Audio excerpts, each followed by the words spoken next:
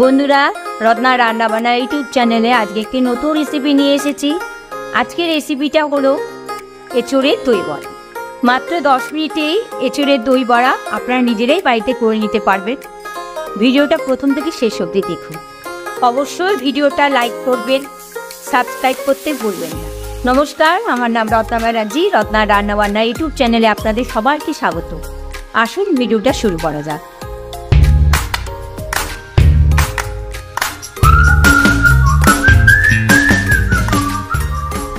আসুন এঁচোড়ের দই বড়া করতে কী কী উপকরণ লাগছে জেনে। 250 বিউলির ডাল, 250 এঁচোড়, 1 চামচ বিট নুন, 2 চামচ চিনি, 1 চামচ নুন, ভাজা মশলা 2 চামচ, ধনে পাতা 1 আঁটি, 2 চামচ তেঁতুল চাটনি, ঝুরি ভাজা 150 গ্রাম, টক দই 100 গ্রাম। বিউলির ডালটা 4 থেকে 5 ঘন্টা আমি ভিজিয়ে রেখে দিয়েছিলাম। এখন আমি পেস্ট করে নেব।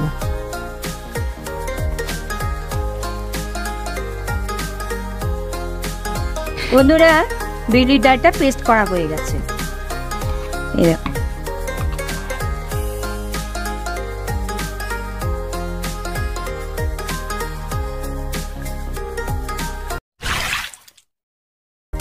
পরিমাণ মতন জল দিয়ে 1 চামচের নুন দিয়ে আমি এঁচোড়টাতে কাঁপিয়ে নেব।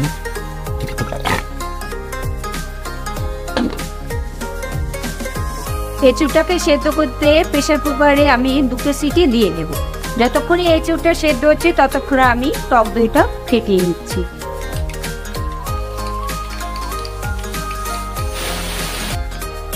টক দইটা ফেটিয়ে নেওয়া হয়ে গেছে। এইবার আমি দই বড়াটা বানিয়ে নিই।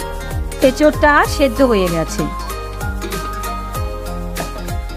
এঁচোড়টা সেদ্ধ হয়ে গেছে। এখন আমি বিউলির ডালের পেস্টটার সঙ্গে মিশিয়ে নেব। এঁচোড়টা খুব গরম ছিল, তো সেটা ঠান্ডা জলে ধুয়ে নেবেন যাতে হাতে না লাগে। স্বাদ মতো নুন দিয়ে ডালের পেস্টটার সঙ্গে এঁচোড়টা আমি মেখে নেব।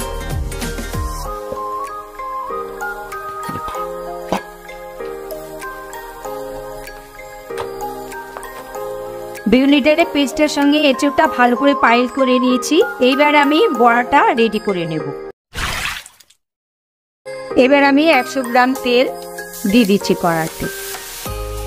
এভাবে চামচে করে দেবেন যাতে হাতে না লাগে।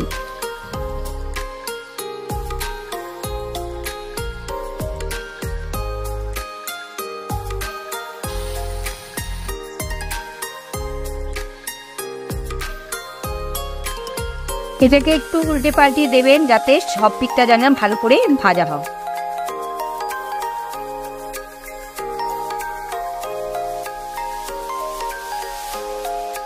দেখুন এপাশে কি সুন্দর ভাজা হয়ে গেছে। এটা কিন্তু কাঁচা রয়েছে, এটা একটু ভাজা হবে হলে নামিয়ে নেব।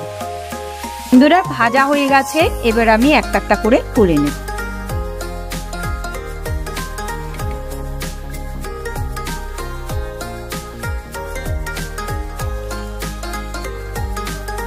বড়াটা রেডি হয়ে গেছে। এবার আমি ডেকোরেশনের জন্য ধনে পাতাগুলো আমি কুচিয়ে নিচ্ছি।